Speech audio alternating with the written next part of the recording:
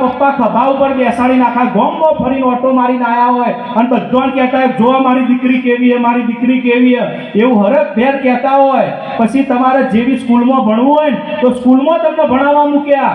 તમારે જેવા ચોપડા જોવો એવા ચોપડા પુસ્તકો લઈ આપ્યા, જેવું દફતર જોવો એવું દફતર લઈ આપ્યું, તમને જેવા ડ્રેસ પહેરવાતા એવા ડ્રેસ લઈ આપ્યા, તમારે જેવો મોબાઈલ જોવો એવો મોબાઈલ લઈ આપ્યો, તમારે એક્ટિવાની જરૂર પડી તો તમને એક્ટિવા લઈ આપ્યું, તમારે જેવી ફેકલ્ટીમાં ભણવું હોય એવી ફેકલ્ટીમાં તમને ભણવા માટે મૂક્યા તમને.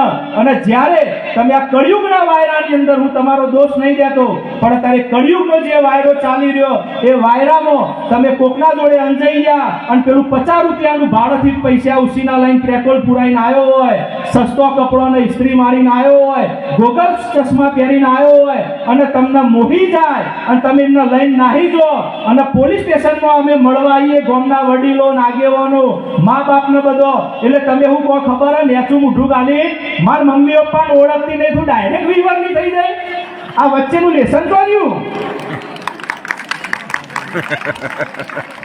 ખરેખર આપણને શરમ આવી જુઓ.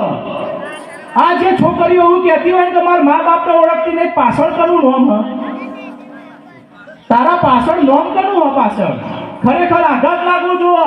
તમને ખબર નહીં પડતી જ્યારે તમે આ વેણ બોલો ને, કડવા વેણ, જો આ ધરતી ફાટે અને આકાશ ગાજે અને ધરતી ફાટે જો જગ્યા આવે તો મા બાપ હમાઈ જાય ને એવી પરિસ્થિતિ હોય નહીં હોતી. વડીલો મહિનો સુધી એ ગામની બહાર નહીં નીકળતા અને મા બાપના નહીં આખા ગામને શોષવાનો વારો આવે. કેમ?